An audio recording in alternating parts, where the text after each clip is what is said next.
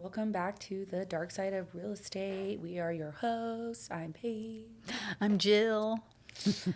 Today, we will talk about firing clients, dun, dun, dun, or passing, between the two based off personality, right? Exactly. Because sometimes, we have very different personalities. Even though you're my daughter, you just have more of a personality like your dad. You're, just a little bit stronger, a little bit tougher.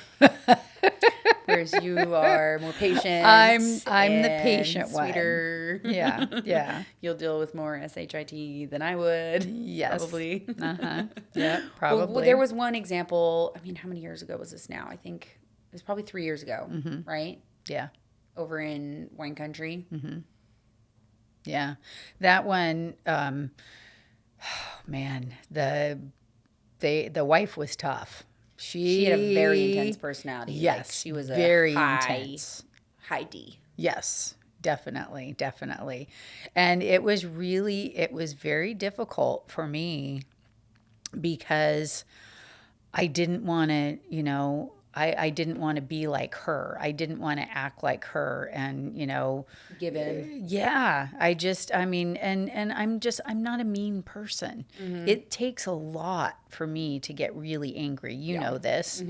I've always been that way, know, and I had a really hard time dealing with her phone calls because she'd keep me on the phone for half hour, 45 minutes every single time. Every day. Yeah, and it wasn't warranted. It wasn't necessary to be that way. She was mean. I've listened to the calls too. Yes. She was kind of a nasty person. She was mean. And, but you helped me at the end and you took over. You took care of it and you were able to get everything done. Yeah.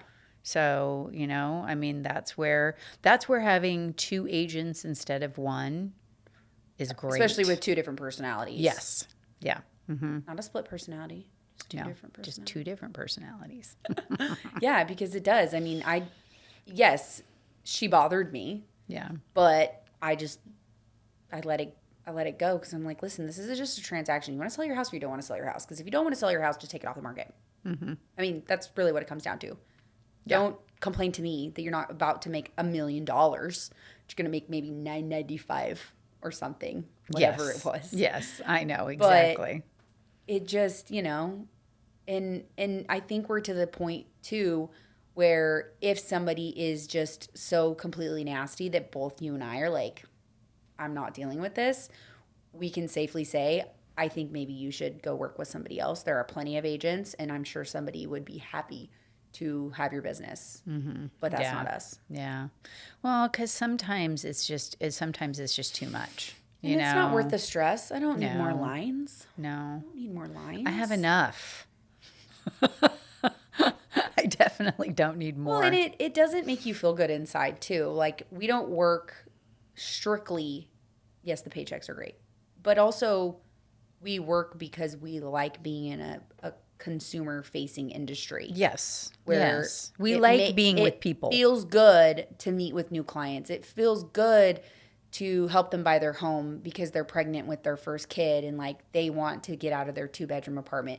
It feels good to have somebody when we're looking on the line item for their net proceeds that they're gonna make $500,000 because they were able to safely buy a home years ago and now they're able to move on to their next chapter of their life. That feels good. I'm not getting $500,000. Exactly.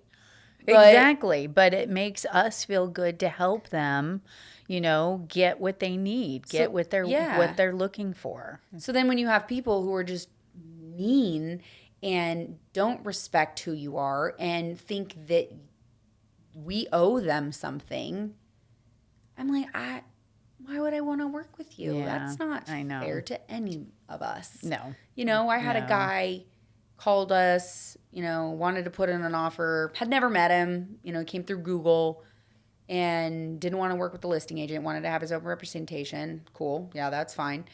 And come to find out, actually talked to the listing agent. He's like, oh yeah, he's kind of a nasty guy. Like, he's not nice and stuff. And I'm like, well, he's been fine to me. And maybe it's just because you're a guy and I'm a girl. Like, that also can come into play. Well, and then his budget's very tight. So I was like, I'll do the best that I possibly can with what we're working with. I can't find a home in your budget if they just don't exist. Yes. Yes. And so then, he starts to send me like nasty messages the other day about like, oh, agents play a game. And, and I said, well, listen, I told you I'm not even from the area that you called from. And I think it would be better if you worked with an agent in that local area. So here's a number for somebody. And then you start saying I'm passing them off and passing a veteran off and, trying to make me feel bad. And then said my family is sad. And I was like, I have a great day. Honestly. Yeah. I don't owe you anything. I've never met you. It's like, If it's not a right fit, it's just not. Yeah. And then what about that one guy that I hadn't even met him actually, but like we were working with him together, and he wanted to work with like multiple different agents, and I was very straight up saying no. We only work with exclusively with buyers that want to work with us. I don't work with buyers, or we don't work with buyers if you're working with a bunch of different agents, especially now, with the new changes. We have to get buyer's agreements and when we go show properties, but we are exclusive only. And he's an older guy. Like, things are very different. Than they used to be. Well, things have changed so much. But the way that he was making it sound like he was doing us a favor, that if we found a property, he would work with us. And I was like, I don't care. But the thing is that if you're a licensed realtor, you have the same access to the same homes. Yeah. Unless it's off market. So, yeah. So, if that's the way that they want to work, and then you have multiple agents out there finding the same house. Finding the same houses for it. Well, look at that happen with me, where I had gone and, FaceTimed a bunch of houses for someone from Florida. And, wrote up a couple of offers, and then find out that she was working with like three other agents. That one just got lucky. Ended up buying one with one of the other agents. Yeah. But I texted her and I just said, was it something that I did? And she was like, oh no, you're wonderful. Really? Okay. So wonderful, apparently. But yeah, it just is. When we go on listing appointments now or buyer's appointments, I'm like, we just need to make sure we're a good fit. Because definitely, yeah, not always. Yeah. You and I went on a listing appointment whatever it was, and I could tell that. The guy was he's older, just very, heavy. Just didn't want to really hear anything. He knew what he knew, and that's all he was going to go by. Didn't care about what we were going to say, had a price point in mind, had a commission already that didn't want to veer off from. Yeah. His house was like the best, anything that was going to go on the market.